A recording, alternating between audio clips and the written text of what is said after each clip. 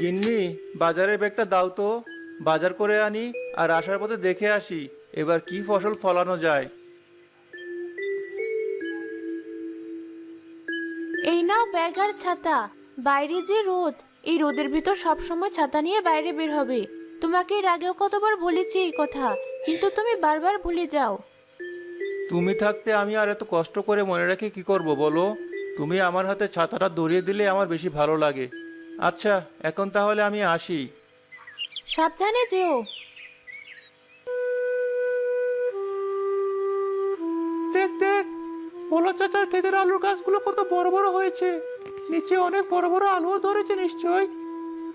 হ্যাঁ, গরম গরম আলু সেদ্ধ দিয়ে ভাত খেতে খুব মজা লাগবে। আশেপাশে তো কেউ নেই, চল এই সুযোগে কটা আলু তুলে নিয়ে যাই। চল চল।